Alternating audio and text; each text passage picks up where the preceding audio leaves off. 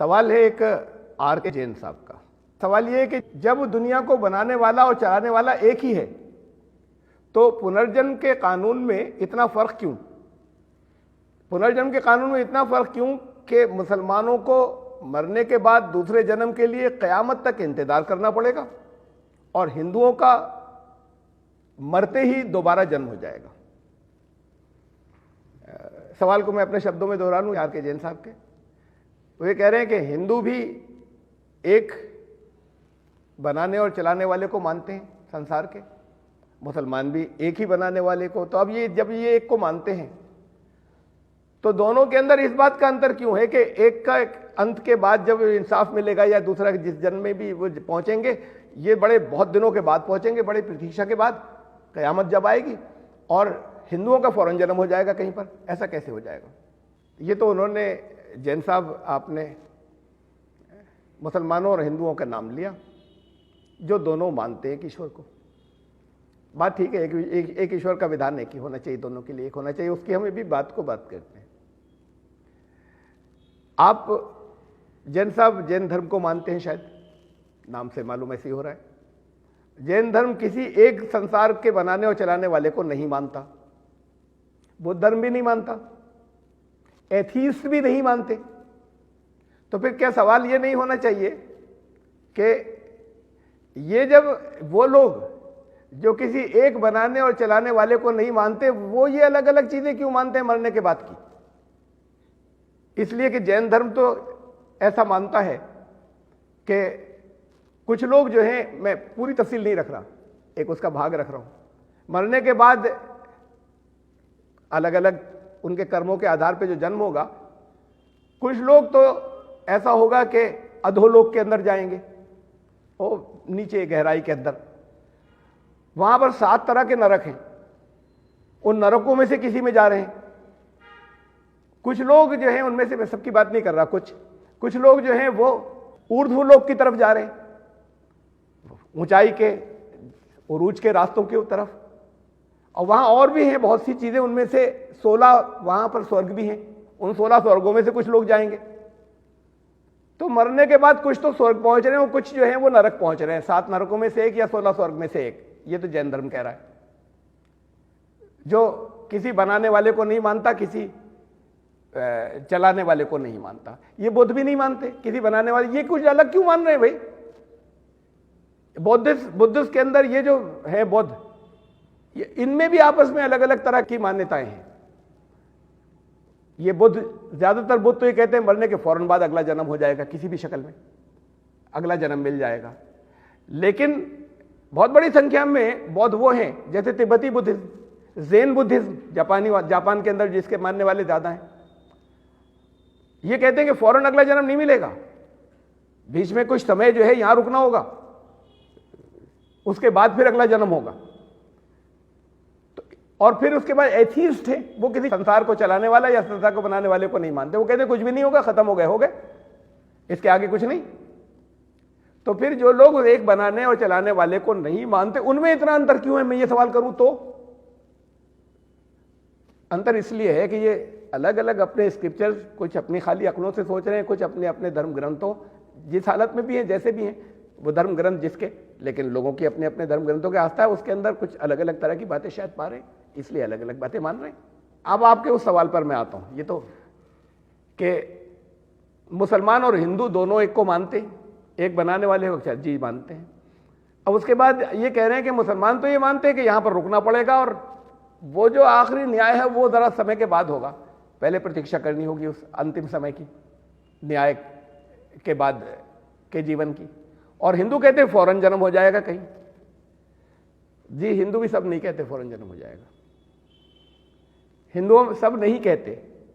मिसाल के तौर पर हिंदुओं के अंदर एक स्वाध्याय परिवार है, बहुत बड़ी संख्या में मानने वाले महाराष्ट्र में और गुजरात में, इधर पश्चिमी यूपी में भी काफी हो गए। दादा पांडुरंग शास्त्री, उनसे शुरू हुआ था, उनको बड़े अवार्ड मिले, पद्म विभूषण भी मिला था, मैग्सेसे अवार्ड भी मिला था, बहुत से और अवार्ड मिले। और यहाँ के दुनिया इसके हिसाब से तो उन्होंने बड़े महान बहुत से कार्य किए थे, बहुत तारीफ के काबिल। तो ये जो स्वाध्याय परिवार है, उस स्वाध्याय परिवार ये मानता है कि मरने के बाद फौरन जो है वो जन्म नहीं होगा, बल्कि मरने के बाद 100 दिन 100 डेज जो है वो एक बीच में पीरियड है। उसमें से ये भी हो सकता है फौरन हो जाए, ये भी हो सकता है कि 5 दिन बाद, ये भी हो सकता है 50 दिन बाद, ये भी हो सकता है 100। एक बीच में इतना मार्जिन है। लोगों के अलग अलग व्यक्तिगत जो उनके कर्म थे उनके आधार के ऊपर उनको अगला जन्म दिया जाएगा। लेकिन ये कि किसी को 100 दिन बाद दिया जाएगा, किसी को 50 दिन बाद, किसी को 40 दिन बाद, किसी को 1 दिन के बाद। फिर ये खाली इनकी बात नहीं है, ईसाई भी यही मानते हैं कि एक बीच में, एक दरमियान में, एक इंटरमीडिएट एक पीरियड है, उसके बाद वो आखिरी न्याय होगा। ईसाइयों की अक्सरियत एक अंतिम दिन को मानती है कि जब उसके बाद फिर न्याय होगा, इस बीच में मर गए तो मर गए। बहुत से ईसाई ये मानते हैं कि ईसा मसीह जब दोबारा आएंगे तो फिर वो तब होगा। एक न्याय तो हल्का फुल्का सा हो जाता है मरते ही, लेकिन वो जहां कहीं भी रहते हैं अपनी कॉन्शियसनेस के साथ में, वो लोग जो मरे, लेकिन असली न्याय उनका जो होगा जिसके बाद उनके आगे का जीवन उनको मिलेगा, वो जीवन मिलेगा वो जब यीशु हजरत ईसा अलैहिस्सलाम वापस आएंगे दोबारा सेकेंडरी सेक्शन में। बात कहते नहीं, और उसके बाद भी। तो ये तो सब जगह, ये तो बहुत से धर्मों के अंदर है सर।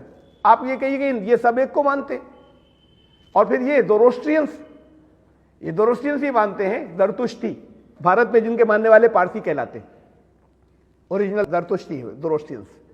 ये जरतुश्ती मानते हैं कि मरने के बाद 3 दिन तक तो जो डेड बॉडी रखी रहती है, फिर आत्मा जो है जिसने अच्छे काम किए होते हैं वो बड़े सुंदर रूप में उसके सिराने आके खड़ी होती है, जिन्होंने बुरे काम किए होते हैं उनको उनके पांव की तरफ आके बड़े भयानक उसके अंदर रूप में आती है, बिल्कुल नंगी होके वहां खड़ी होती है, बड़ी डरावनी। और 3 दिन तक ऐसा होता रहता है। उस 3 दिन के बाद फिर उनको जहां पर भी जिधर जाना है, जिस लोक के अंदर जैसे जाना है, वो उस 3 दिन के बाद जाते हैं। तो ये बीच में एक पीरियड उन्होंने ये हुआ। अब कहीं 3 दिन है, कहीं 100 दिन है, कहीं वो जब यीशु वापस आएंगे तब है, और कहीं पर लास्ट डे और लंबा आगे बात है। ये समय का तो फर्क है, लेकिन ये मान्यता तो बहुत सी जगहों पर है। और ये सब लोग जो हैं एक ईश्वर को मानने वाले लोग हैं, जिनका मैंने अभी नाम लिया। बात खाली इतनी सी नहीं है, और ये इतना इंपॉर्टेंट या इतना महत्वपूर्ण सवाल भी, प्रश्न भी नहीं था कि कुछ लोग जो हैं वो तो फौरन उनका कुछ न्याय हो जाएगा, कुछ लोगों का कुछ समय के बाद होगा। ऐसा क्यों है जब ईश्वर एक ही है? तो इससे ज्यादा बड़ा सवाल ये है कि कुछ दिन रुक गए वो कोई खास बात नहीं, इतनी अहम नहीं है, जितनी ये कि ये सब अलग अलग बातें ये क्यों मानते हैं कि कुछ लोगों के यहां जन्म होते रहेंगे और कुछ ये मानते हैं कि यहां पर कोई नहीं आएगा। अब जैसे मान लीजिए, जैसे अभी हिंदुओं का जन्म, वैसे तो ज्यादातर लोग ऐसे ही मानते हैं ना कि सनातन धर्मियों की ज्यादातर लोग कि मरने के फौरन बाद कहीं जन्म हो गया। मैंने आपको बताया कि अभी स्वाध्याय परिवार बोलते हैं कि नहीं, 100 दिन बीच में ऐसे हो सकते हैं कि जब 100 दिन तक ना हो जन्म, अभी तय हो रहा है कि कहां होगा। और फिर मरने के बाद क्या होगा, वो अगर किसी ग्रंथ में सिर्फ इसी विषय के ऊपर है, कुछ हिंदुओं के किसी धर्म ग्रंथ के अंदर, तो वो गरुड़ पुराण में, जिसका विषय सिर्फ यही है कि मरने के बाद क्या होगा।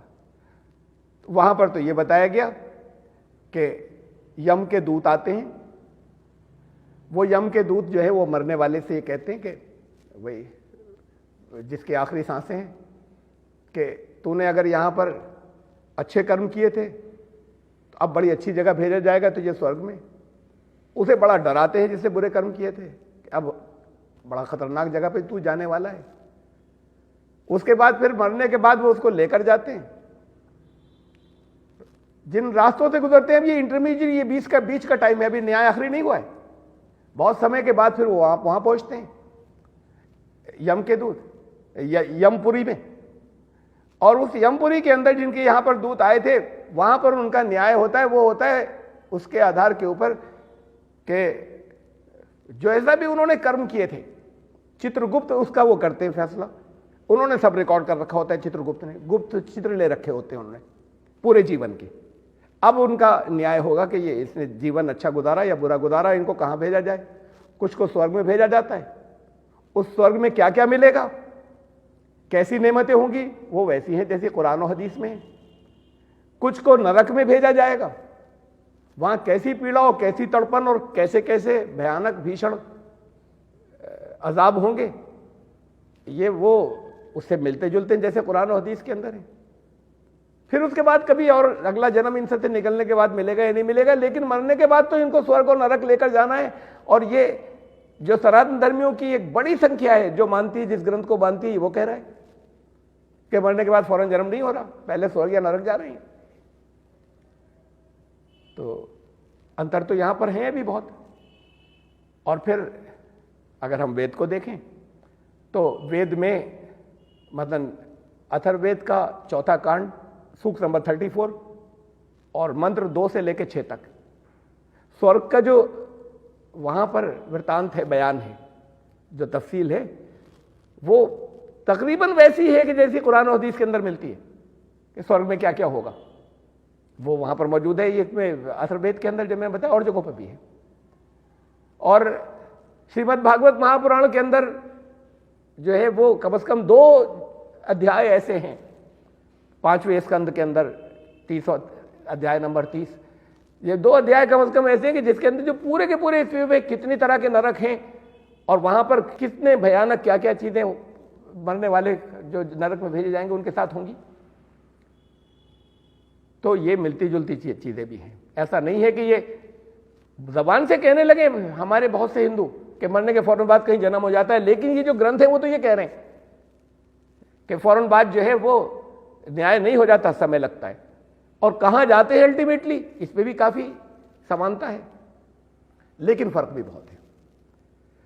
और फिर फर्क बात इसकी नहीं है कि जो ईश्वर को मानने वाले हैं, ये जो बौद्ध हैं, जैन एक दुनिया संसार को ना बनाने वाले को मानते ना चलाने वाले को, बौद्ध भी नहीं मानते। लेकिन ये जीव और पुद्गल को जो मानते हैं जैन साहब, ये जो जीव और पुद्गल को मानते हैं, ये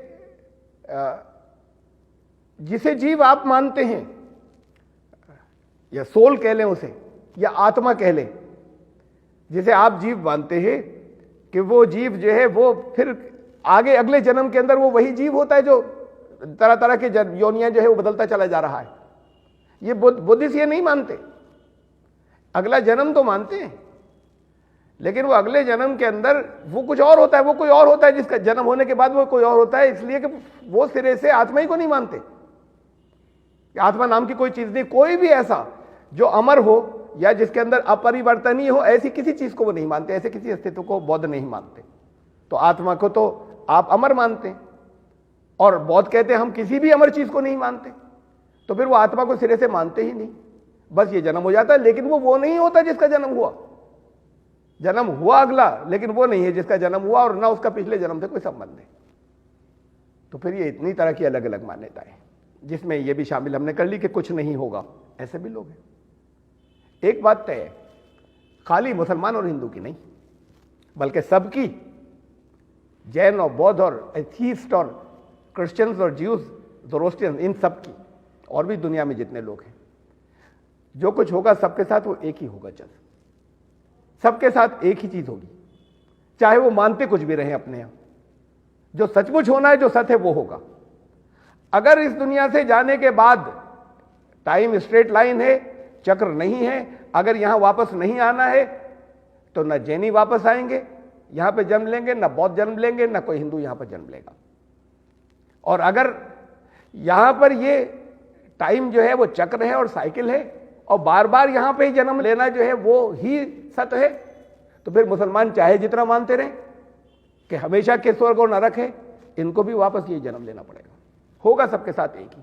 और फिर एक बड़ा जीवन है आगे, बहुत, ये इस जीवन से बहुत लंबा, बहुत बड़ा आगे जीवन है, वो जिसको अभी हमने देखा नहीं। ये बताएगा कौन? इंसानों ने जब नहीं देखा तो बताएगा वो जिसने पैदा किया है, जिसने यहां पे रखा है। आप तो पैदा करने वाले को नहीं मानते। तो फिर बात इस पर भी हमारे और आपके बीच में होनी चाहिए कि एक तरफ जैन और बुद्ध और एथीस्ट बैठे और दूसरी तरफ मुसलमान और क्रिश्चियंस और हिंदू बैठे, और आपस में हम इस तरफ किसकी बात करें कि कोई बनाने और चलाने वाला है या नहीं, इस पर भी तो होनी चाहिए। तो मैं तो आह्वान इसका करता हूं, और इसमें समझदार लोग बैठे, एक दूसरे पे कीचड़ उछालने की नीयत से नहीं, इसलिए कि जो है वो सबके लिए एक ही है, चाहे वो मानते कुछ भी रहे। तो फिर सत्य मालूम होना चाहिए, इसलिए कि हमारे भविष्य का इससे ताल्लुक है। होना ये चाहिए कि मिलकर बैठे और इस पर बात करें, जो इसके अच्छे ज्ञाता और जानने वाले, और इस नियत के साथ में अच्छे अंदाज में समझने और समझाने के लिए, हठधर्मी के लिए नहीं। इसलिए कि मैं हठधर्मी में कुछ भी कहता रहूं, होगा तो वही जो सत्य है, तो हम सत्य को मालूम भी करें कोई क्या बनाने और चलाने वाला है या नहीं है, और इसे भी ये विषय भी, इस पे भी बात करें, उसके बाद इस पे भी बात करें कि आगे मरने के बाद क्या होगा।